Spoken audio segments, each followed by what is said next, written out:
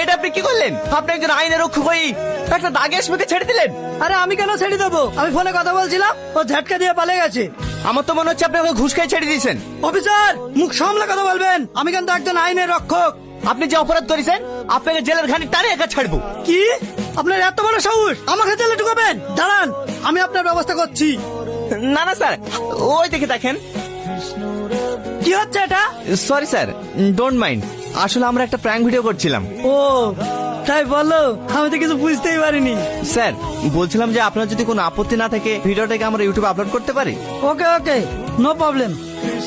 বলছিলাম যে এই আসামিটাকে একটু ধরুন না, আমি একটু বাথরুম থেকে আসছি। আপনি কি সত্যি পুলিশের লোক?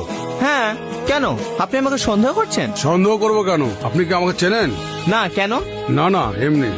এই খবরদার পালানোর চেষ্টা করবি না, আমি এক্ষুনি আসছি।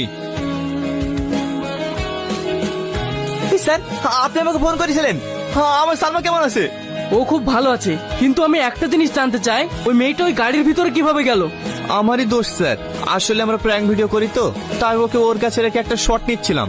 আমরা বুঝতে পারিনি যে এরকম হয়ে যাবে। হ্যাঁ, ভিডিও করার আর লোক পাননি, বিড়ালকে দিয়েছেন মাছ আগলাতে। ও একজন নারী পাচার করা আসামি। আমরা ওকে 5 বছর থেকে খুঁজছি। আর যদি আমরা সময় মতো না পৌঁছাতাম তাহলে ওর অনেক বড় ক্ষতি হয়ে যেত। থ্যাংক ইউ স্যার, আর এরকম ভুল হবে না। এনার হাট দুর্বল আছে, এনাকে এমন কোনো কথা বলবেন না যাতে এ কষ্ট পায়। আর হ্যাঁ, উনি এখন সুস্থ আছে, ওনাকে নিয়ে যেতে পারেন।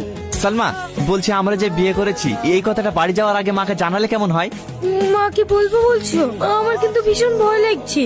আরে ভয় পেয়ে না তো, কিচ্ছু হবে না। হ্যাঁ বল বাবু, ভালো আছিস? হ্যাঁ মা, ভালো আছি। একটা কথা বলতাম। হ্যাঁ বাবু বল, কি বলবি? আমি একটা মেয়েকে বিয়ে করেছি, আমি কালকে ওকে বাড়িতে নিয়ে যাব। এতে কি বলছিস টনি? আমি এসব ব্যাপারে কিছু বলতে পারবো না, তোর আব্বার সাথে কথা বল। এই দেখো তোমার ছেলে কি করেছে, আমাদেরকে না জানি একা একা বিয়ে করে নিয়েছে। হ্যালো টনি, তোমার কি বলছে রে? হ্যাঁ আব্বা, মা ঠিকই বলছে। তোকে পাঠিয়েছি পড়াশোনা করার জন্য, 10 বছর তোর পড়াশোনার খরচ চালাচ্ছি, তুই আমাকে না জানিয়ে বিয়ে করে ফেললি। আজ 10 বছর পর বাবু বাড়ি ফিরছে, তোমার তো খুশি হওয়ার কথা। কি করে খুশি হবে বলো? সঙ্গে করে বউ আনছে, সে বউয়ের আচার আচরণ কেমন হবে এই নিয়েই চিন্তিত আছি। কর্তাবাবু, ছোট বাবু চলে এসছে।